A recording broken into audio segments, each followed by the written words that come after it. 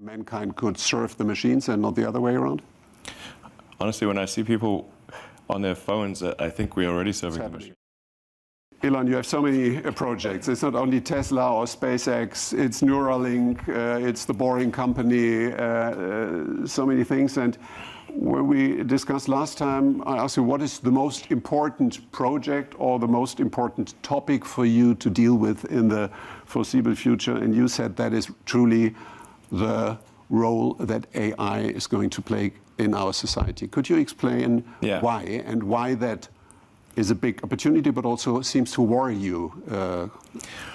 Yeah, I think, well, I mean, humans have been the smartest creature on Earth for a long time, and that is going to change with what's typically called artificial general intelligence. So this is, say, an AI that is smarter than a human in every way, could even simulate a human.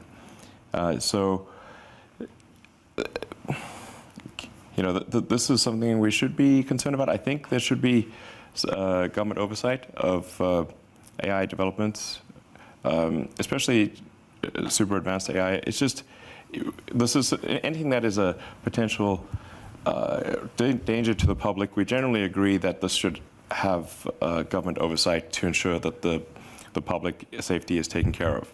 Because you fear that one day mankind could serve the machines and not the other way around? Honestly, when I see people on their phones, I think we're already serving the machine. Now. Yeah. Yeah, it's like everyone's answering the questions. You know, every time you do a search or add information, you're sort of building this, the digital group mind. But yeah, the advent of artificial general intelligence is called the singularity for a reason, because just like a black hole, which is a singularity, it's difficult to predict what will happen. So it's not as though the advent of AGI is necessarily bad, but it's bad as one of the possible outcomes. And when is singularity in the definition of Ray Kurzweil going to happen? Well, I think you were saying he's predicting 2025. I think that's reasonably accurate. Mm. And how can it be avoided that is then more a threat for humanity than an opportunity? Is it a question of governance, so that there is not too much power in one or in few hands? Or how would you make sure that it goes into the right direction?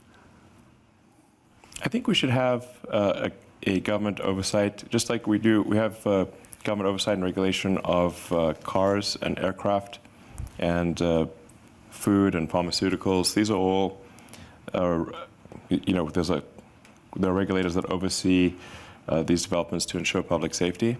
And I think digital superintelligence would also be potentially a public safety risk. And so it should be, I think it's very important for regulators to keep an eye on that. Who should own the data by then? I think everyone should own their own data. Like, individuals should own their data. But I think it's just, you know, like, we wouldn't let people develop a nuclear bomb in the backyard just for the hell of it, you know. That seems crazy. So digital superintelligence, I think, has the potential to be more dangerous than a nuclear bomb. So yeah, we should somebody should be keeping an eye. We can't have the inmates running the asylum here. Which is a global issue, because if we do well, but China has other rules and a different regulatory framework, that is another I don't challenge. Think, I generally like that. This is one of the rebuttals I get from those developing AI. And Tesla is also developing a form of AI with self-driving, but it's a very narrow form of AI. Just like the car's not going to wake up one day and take over the world.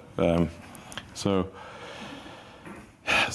it's but the rebuttal I get is like, well, you know, China's going to have unfettered AI development, and so if we have regulations and it slows us down, then China will have it. And I'm like, look, from my conversations with government officials in China, they're quite concerned about AI as well, and in fact, they're probably more likely to have good oversight than I think other countries.